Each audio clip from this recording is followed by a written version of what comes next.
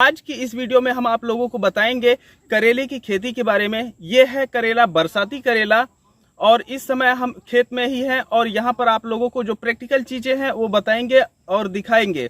आप इस वीडियो को देख करके आराम से बरसात में कैसे खेती कर सकते हैं करेले की, ये जान सकते हैं, और क्या क्या तरीके आप लोगों को अपनाने होते हैं बरसात में खेती करने के लिए, और आप लोग किस तरीके से कर सकते हैं। इसके पहले हम आप लोगों को बता दें कि करेले की खेती की संपूर्ण जानकारी के नाम से हम एक वीडियो बना दिए हैं, जिसमें उसकी बुआई कब करनी चाहिए, कैसे करनी चाहिए, और उसमें लागत कितनी आती है, मुनाफा कितना होता है, सारी चीज़ें जो होती हैं उसमें हम बता दिए हैं। और ये जो वाली वीडियो है इसमें हम आपको फील्ड के बारे में बताएंगे कि क्या है, कैसे है। किसान भाइयों, ये जो करेला आप लोग देख रहे हैं ये 60 दिन का है और यह इस समय तैयार होकर के फल फूल देने लगा है और इसकी तोड़ाई शुरू हो गई है। इसकी तोड़ाई शुरू हुए लगभग 1 हफ्ते से ऊपर हो गए हैं और इस समय जो मार्केट में काफ़ी कम सब्जियां आ रही हैं, जिसकी वजह से जो अभी इस करेले की सप्लाई हो रही है वह हो रही है 40 रुपया थोक रेट में, और फुटकर रेट में तो इससे ज़्यादा है। अभी ये है जनपद अंबेडकर नगर, उत्तर प्रदेश। और आप लोगों के यहाँ, जैसे अगर आप शहर में रह रहे हैं या फिर अन्य कहीं जगहों पे रह रहे हैं, तो हमें ये बताएं कि आपके यहाँ जो करेला चल रहा है वो किस रेट में चल रहा है। हमारा हमेशा से उद्देश्य होता है, देखिए खेती तो सभी लोग करते हैं, लेकिन उसमें से पैसा कितने लोग निकालते हैं ये मायने रखता है। और कोई भी काम होता है तो बहुत सारे लोग करते हैं, लेकिन उस काम में पैसा कुछ ही लोग निकाल पाते हैं। इसका कारण ये है कि वह संघर्ष करके और 36 प्रकार की बुद्धि लगा करके वह एक ऐसे समय में उत्पादन लेकर के आते हैं कि जब मार्केट में जो रेट होता है ये बहुत ही अच्छा होता है। अभी हम आप लोगों को बता दें कि ज्यादातर जो किसान भाई हैं उनका जो करेला है यह अभी ऊपर जा रहा है, मतलब ये जो है इसको हमारे यहाँ मचान बोलते हैं, तो अभी वो इस पे चढ़ा रहे हैं। तो इसका मतलब ये है कि अभी जो उनका करेला मार्केट में आएगा लगभग 15 से 20 दिन ले लेगा। लेकिन आप ये जो करेला देख रहे हैं तब तक यह जो बीच में अभी गैप दिख रहा है इसको भर लेगा और तब तक उत्पादन और भी ज्यादा बढ़ा देगा। लेकिन यह जो 20 से 25 दिन का फासला है इसी में अच्छा मुनाफा मिलता है। बाकी जब 20 दिन की बाद हम बात करेंगे उस समय जो मार्केट का रेट होगा यह गिर जाएगा। अभी जो 40 रुपए चल रहा है वही तब गिर करके 25 से 20 रुपए पे आ जाएगा, और ऐसी परिस्थिति में तब आपको ये मुनाफा नहीं मिलेगा। हो सकता है कि आप इस समय में ना देख रहे हो ये वीडियो, अन्य किसी समय में देख रहे हो, तो कुछ लोग ये भी कमेंट करेंगे कि नहीं हमारे यहाँ तो फिलहाल ये चल रहा है। तो देखिए, आपको रिसर्च करने की जरूरत होती है कि कब वीडियो अपलोड की गई है और कब उसमें क्या रेट बताए गए हैं। तो चलिए हम आप लोगों को इस वीडियो में बताते हैं डिटेल से कि इसमें क्या चीज किया गया है, कैसे किया गया है, और आप लोग करेंगे तो कैसे करेंगे। जब भी हम कोई कार्य करने जाते हैं तो सबसे जरूरी होता है कि उसका उद्देश्य क्या है, और उस उद्देश्य को पाने के लिए हमारी जो रणनीतियां हैं यह क्या हैं और कैसे हैं। तो इस वीडियो में हम आप लोगों को पूरी चीजें बताएंगे कि आप लोग अपना करेले का जो सेटअप है यह कैसे तैयार करेंगे। सबसे पहले हम आप लोगों को बता दें कि इस करेले की जो बुआई की गई थी यह जून के तीसरे सप्ताह में की गई थी।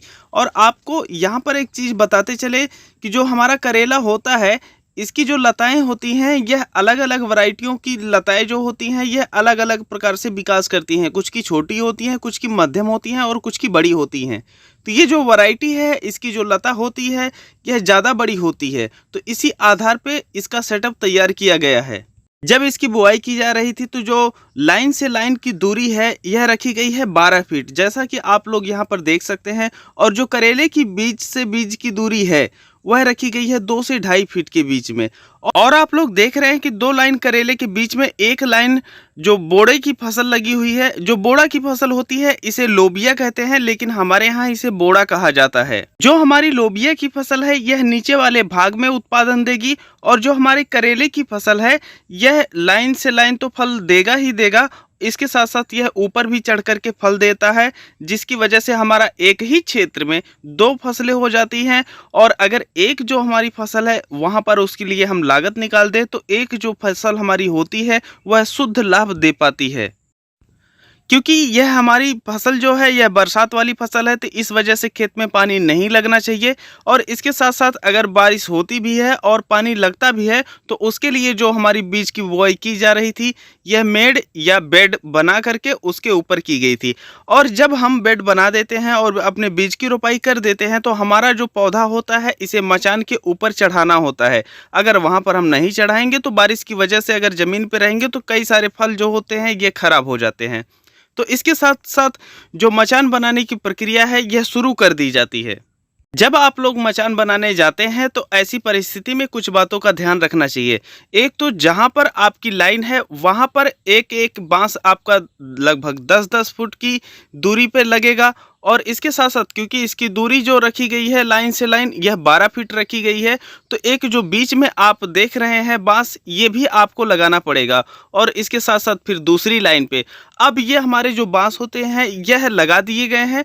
अब इन्हें जो है रस्सियों की सहायता से टाइट किया जाता है, और इसके साथ साथ जो लोहे का पतला वाला तार होता है उससे बांधा जाता है, जिससे यह पर्याप्त तनाव ले सके। क्योंकि हमारा जो प्लास्टिक की रस्सियां होती हैं यह बहुत ही पतली रस्सियां होती हैं लेकिन मजबूत होती हैं, उनकी सहायता से एक जाल सा बुन दिया जाता है, और उसके बाद वह अच्छे से टाइट हो सके, ढीली ना हो सके, इसके लिए जो हमारे तार होते हैं लोहे के पतले वाले, इसकी सहायता से उन्हें टाइट कर दिया जाता है। तो यह जो जाल होता है हमारा लगभग 8 से 10 इंच की दूरी पे एक एक खाने इसके बने होते हैं, और इस तरीके से हमारा ऊपर का सिस्टम तैयार हो जाता है। लेकिन जब आप यह बना रहे हैं तो ऐसे में इसे जो किनारे वाले साइड होते हैं वहाँ पर तनाव की ज़रूरत होती है। अगर वहाँ पर आप तनाव नहीं देंगे तो ऐसी स्थिति में अगर हल्की सी हवा बही या बारिश हुई तो ज़्यादा लोड होने की वजह से आपका मचान है यह गिर जाएगा। तो इस वजह से साइड में आप लोगों को खूंटा गाड़ करके उसमें तार बांधते हैं लोहे वाला, और उसे फिर ले जा कर के जो हमारा बांस गाड़ा गया है लाइन पर उसे बांध देते हैं और खूब अच्छे से टाइट कर देते हैं, और हमारा खूंटा उखड़ करके जाने ना पाए। इसकी वजह से जो हमारी सीमेंट वाली बोरी आती है उसी में मट्टी भर के हम खूंटे पे रख दिए हैं, जिससे पूरा पर्याप्त तनाव ले लिया है, और यह अब आंधी और बरसात की वजह से जो भी लोड बढ़ेंगे उससे सुरक्षित रहेगा। तो ये हमारा जो स्ट्रक्चर होता है वह तैयार हो गया है। अब हम इसे जो हमारे पौधे हैं इसे ऊपर चढ़ाना शुरू कर देते हैं। तो जो हमारे पौधे हैं यह हम रस्सियों की सहायता से, या हमारे पास जो बांस की कईन होती है, जो पतली पतली डंठलें होती हैं बांस की, उसकी सहायता से हम इसे ऊपर कर देते हैं। और जब हम इसे ऊपर एक बार चढ़ा दिए तो यह ऊपर चढ़ने के लिए आराम से बना हुआ है पौधा, और ऊपर आराम से चढ़ जाता है, और यह पूरा फैल करके जो इसके फल होते हैं ये नीचे लटक जाते हैं और हम तुड़ाई कर सकते हैं।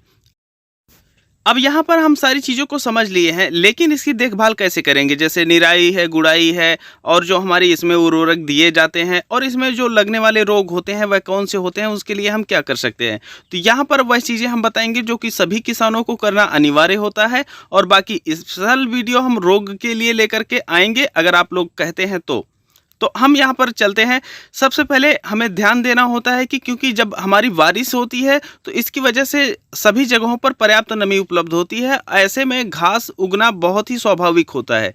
तो जब भी हमारे खेत में घास उगेगी उसकी हम सफाई करवाएंगे, चाहे जब वो उगे लगभग 15 से 20 दिन के अंतराल पे आप लोगों को यह कार्य करवाना पड़ता है। अगर आप लोग अपने करेले में घास समय समय पे निकालते रहेंगे तो रोग भी कम लगेंगे। अब देखिए जब हम इसकी बुआई किए थे तो इसका फिर जो है जमाव हुआ, और जब जमाव हमारा हो जाता है तो हमें इसमें कौन सी खाद देनी चाहिए, कैसे देनी चाहिए। देखिए सबसे पहले हम आपको बता दें कि आपको शुरू में जो गोबर की खाद है वो बेड पे ही डाल देना होता है, या जहाँ पर आप बेड बनाते हैं वहाँ पर डालना होता है। और अगर आप रासायनिक तरीके से कर रहे हैं तो लगभग 10 से 15 दिन बाद आपको खाद डालने की आवश्यकता होती है। और जब आप खाद डालें तो NPK 12-32-16, और अगर प्रति पौधे की अगर हम बात करें तो वहाँ पर लगभग आपको 20 ग्राम डालना होता है। लेकिन यह जो खाद डाली जाती है यह प्रति पौधे नहीं डाली जाती है, यह पूरे बेड पर बिखेर दी जाती है। यह हो गया आपकी पहली खाद। और जब दूसरी खाद आप डालने जाते हैं तो वहाँ पर यूरिया और सागरिका मिक्स करके जो डोज बताए हैं उसी डोज में फिर आप डाल दीजिए। अब सामान्यतः यह बरसाती करेला है तो बरसात में लगभग समय समय पे बरसात हो जाती है, लेकिन अगर बरसात नहीं होती है तो ऐसे समय में आपको सिंचाई करनी पड़ सकती है। तो सिंचाई के लिए आप बगल में जो है पानी चलाएंगे, अगर आपके पास ड्रिप है तो ड्रिप से चलाइए, अदरवाइज जो नालियाँ बनी हुई हैं उसी नालियों में आप पानी चला दीजिएगा, तो आपकी जो सिंचाई का कार्य है यह पूरा हो जाता है। अब हम इसमें लगने वाले रोगों की अगर बात करें तो क्योंकि बरसात का मौसम है, ऐसे में जो फंगस होते हैं और जो कीड़े होते हैं ये बहुत ही ज़्यादा होते हैं, तो लगना स्वाभाविक रहता है। तो हमें कुछ चीज़ें हैं जो प्रिकॉशन के तौर पे करना चाहिए। वह है हमें इसमें फंगस से बचने के लिए कॉपर ऑक्सीक्लोराइड 3 ग्राम प्रति लीटर, और वहीं पर इमिडाक्लोरोप्रिड 12 ml प्रति 15 लीटर मिला करके जब हमारा पौधा लगभग 15 से 20 दिन का हो जाता है, उसके बाद स्प्रे करना होता है। लगभग 15 या 20 दिन के अंतराल पे यह प्रक्रिया आपको तब तक जारी रखनी रहेगी जब तक आपकी फसल चलती है। ये जो हम आप लोगों को डोज बताए हैं, यह बहुत हैवी डोज नहीं है, यह एक नॉर्मल डोज है और आप यही डोज रखिएगा तो जो आपके फसल में इसके पत्ते सिकुड़ने वाली समस्या होती है या इसमें लगने वाले कीड़े की समस्या होती है, तो उससे आप लोगों को निजात मिल जाएगी। लेकिन अब यहाँ पर जैसा कि हम आप लोगों को पहले ही बताएंगे हैं कि अगर आप लोग स्पेशल वीडियो चाहते हैं रोग के लिए तो वह हमें बता दीजिएगा, हम आपके लिए लेकर के चले आएंगे। बकिया अगर इसकी पूरी जानकारी चाहते हैं तो उसके लिए हम वीडियो का लिंक दे रखे हैं, आप वहां से जा करके व्हाइट बोर्ड पे वह वीडियो है, वहां पर देख सकते हैं कि इसमें क्या चीज़ें करनी होती है, कैसे करनी होती है और जो पूरी जानकारी होती है ये मिल जाएगी। तो आप लोगों ने देखा कि हम ये जो करेले की फसल है यह शुरू से लेकर के अभी तक कैसे उगाए हैं और इस समय हमारा जो उत्पादन है यह मिल रहा है। और ऐसे में हमें जो रेट मार्केट में मिल रहा है यह 40 रुपये प्रति किलो के हिसाब से थोक रेट में मिल रहा है। आपके यहाँ क्या मिल रहा है बताना मत भूलिएगा। तो आगे की पार्ट अगर चाहिए आपको तो कमेंट में हमें ज़रूर बता दीजिएगा। आज की वीडियो के लिए बस इतना ही था। हम मिलते हैं आप लोगों से नई वीडियो में, तब तक के लिए चलते हैं। जय जवान जय